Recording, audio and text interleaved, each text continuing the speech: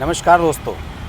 अभी कल रात हम ममता बनर्जी का इंटरव्यू देख रहे थे आज तक टीवी पर, और आज तक वालों ने पश्चिम बंगाल के चुनाव को कैश कराने के लिए एक अलग तरह की कॉन्क्लेव कराई है, जिसमें पश्चिम बंगाल के चुनाव को लेकर, असम के चुनाव को लेकर कुछ डिबेट्स, इंटरव्यूज़ वगैरह हो रहे हैं।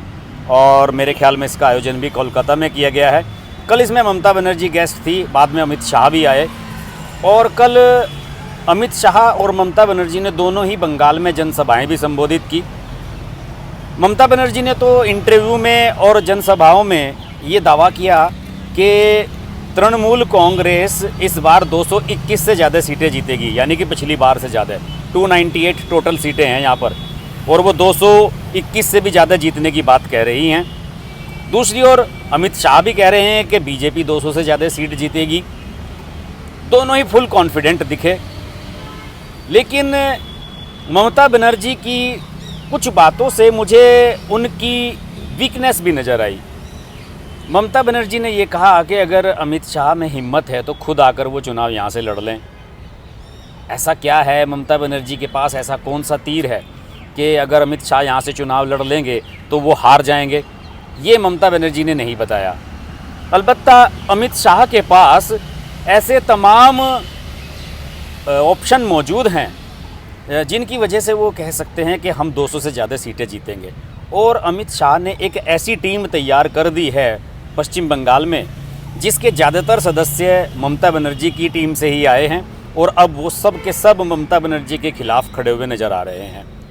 और इस कड़ी में सबसे नया नाम जुड़ने वाला है दिनेश त्रिवेदी का।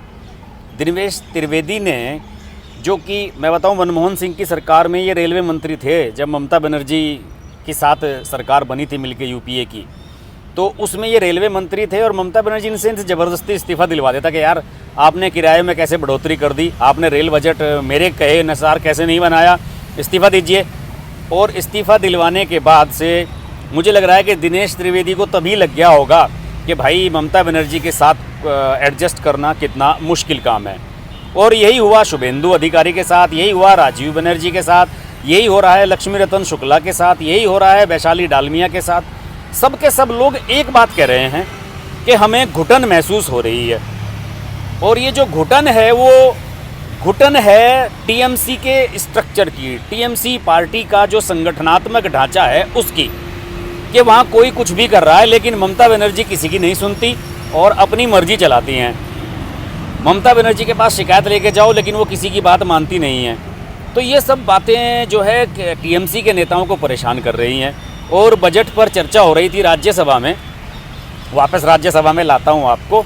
और दिनेश त्रिवेदी जो कि चर्चा में अपनी बात कह रहे थे, उन्होंने ये कहा कि मैं राज्यसभा से इस्तीफ़ा देने का ऐलान करता हूँ। और उन्होंने कहा कि असल में हम जन्मभूमि के लिए ही हैं और मुझसे नहीं देखा जा रहा है कि हम करें तो क्या करें। एक पार्टी में हैं तो सीमित हैं, लेकिन अब मुझे घुटन महसूस हो रही है, हम कुछ नहीं कर पा रहे हैं, उधर अत्याचार हो रहा है। आज मेरी आत्मा कह रही है कि इस्तीफ़ा दे दो और बंगाल की जनता के बीच जाकर रहो। मैं आज यहाँ राज्यसभा से इस्तीफ़ा दे रहा हूँ और देश के लिए, बंगाल के लिए हमेशा काम करता रहा हूँ और काम करता रहूँगा। और अब ये भी बताया जा रहा है कि दिनेश त्रिवेदी पार्टी छोड़कर बीजेपी ज्वाइन करने वाले हैं। दिनेश त्रिवेदी दोस्तों बड़ा नाम है। अगर इनके बारे में थोड़ा सा मैं आपको बताऊं, शॉर्ट में बताता हूं, बाकी अमित शाह और ममता पर ही चर्चा फोकस रखेंगे। दिनेश त्रिवेदी ने राजनीतिक कैरियर अपना 1980 के दौर में कांग्रेस से शुरू किया था। आप जानते हैं ममता बनर्जी भी कांग्रेस में थी, लेकिन 98 में जब ममता बनर्जी ने तृणमूल कांग्रेस बनाई तो वे भी टीएमसी में आ गए और पार्टी के पहले महासचिव बनाए गए थे वो। इसके बाद टीएमसी में आने से पहले वह 1990 से 96 तक गुजरात से राज्यसभा सदस्य थे। इसके बाद टीएमसी ने पश्चिम बंगाल से उन्हें राज्यसभा भेजा और वह 2002 से 2008 तक सांसद रहे। 2009 के लोकसभा चुनाव में दिनेश त्रिवेदी बैरकपुर सीट से चुनाव लड़े और जीते थे। और 2009 में ही उन्हें मनमोहन सिंह सरकार में राज्य मंत्री बनाया गया था। ममता बनर्जी के सीएम बनने के बाद दिनेश त्रिवेदी को 13 जुलाई 2011 को देश का रेल मंत्री बनाया गया था। हालांकि एक साल बाद ही रेल मंत्री के पद से ममता बनर्जी ने उन्हें हटवा दिया था, क्योंकि उन्होंने किराया बढ़ाया था, जैसे मैंने आपको पहले बताया है। और पिछले साल 3 अप्रैल को दिनेश त्रिवेदी को टीएमसी ने एक बार फिर राज्यसभा में भेजा था। मुझे लगता है कि कहानी पिछले 1 साल में ही बिगड़ी है और बीजेपी वैसे भी तलाश में है कि जो लोग ममता बनर्जी से नाराज़ हैं या जिनकी पार्टी में उपेक्षा हो रही है उन्हें ट्रेस आउट किया जाए और एक एक चुन करके उन्हें अपनी पार्टी में शामिल किया जाए, क्योंकि सब जानते हैं कि पश्चिम बंगाल में बीजेपी का कैडर उस तरह का नहीं है जिस तरह का उत्तर प्रदेश में है या मध्य प्रदेश में है, राजस्थान में है, अदर स्टेट्स में है। इसमें यहाँ पर संगठनात्मक ढांचा बहुत वीक है। अगर दिलीप घोष को छोड़ दें तो अभी हाल फिलहाल में जितने भी बड़े नाम नज़र आते हैं बीजेपी के अंदर, वहाँ पर वो सब तृणमूल से आए हुए हैं, चाहे वो मुकुल राय हों, शुभेंदु अधिकारी हों, राजीव बनर्जी हों, ये दोनों तो मंत्री थे ममता की सरकार में। तो अब दोस्तों स्थिति ऐसी नज़र आ रही है कि ममता बनर्जी के पिछले कुछ दिनों के मैं जो भाषण देख रहा हूँ उसमें वो उतनी आक्रामक भी नज़र नहीं आ रही हैं और वो जिस तरीके से जय श्री राम वाला जो मामला हुआ, जब उन्होंने जय श्री राम के नारे के बाद भाषण देने से मना कर दिया, तो मुझे लगता है कि उसके बाद का जो घटनाक्रम घटा है उसके बाद ममता बनर्जी थोड़ी सी डिफेंसिव मोड में चली गई हैं। शायद उन्हें किसी ने कह दिया होगा कि दीदी अगर जय श्री राम का नारा का विरोध करोगी तो फिर हिंदू वोट आपको क्यों देंगे, अकेले मुस्लिम वोटों के बिना कैसे जीत सकते हैं।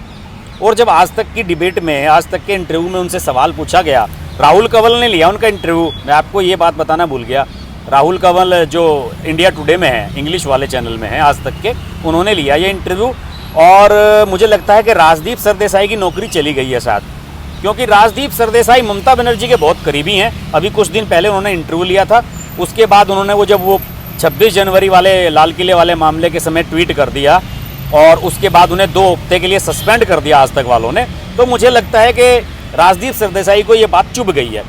मैंने इस पर एक वीडियो बनाया था और मैंने ये कहा था कि अगर राजदीप सरदेसाई में जरा सी भी शर्म लिहाज है तो उन्हें वापस नहीं आना चाहिए। अगर मेरे साथ मैं होता आज तक, मैं राजदीप सरदेसाई की देखा और मुझे 2 हफ्ते की छुट्टी इस तरह से भेजा जाता तो मैं भी ऑफिस में जाकर नहीं झांकता। और मुझे लगता है कि शायद राजदीप सरदेसाई अब वापस आने वाले नहीं हैं आज तक में। तो इसलिए राहुल कंवल को इंटरव्यू लेने का मौका मिल गया। राहुल कंवल का इंटरव्यू ठीक था, वो इंटरव्यू ठीक लेते हैं, ज़्यादा बायस्ड नहीं नज़र आते हैं। बहरहाल जो ममता बनर्जी का एटीट्यूड नज़र आ रहा है वो थोड़ा डिफेंसिव मुझे नज़र आया और वो कूल रही, वरना वो कभी तो कहती हैं नमो नमो करते हैं, मोदी मोदी करते हैं, बाहर के लोग आ जाते हैं, ये नड्डा फड्डा आ जाते हैं, इस तरह की बातें वो कह रही थी पहले, लेकिन अब बड़ा संतुलित शब्दों में बोल रही हैं।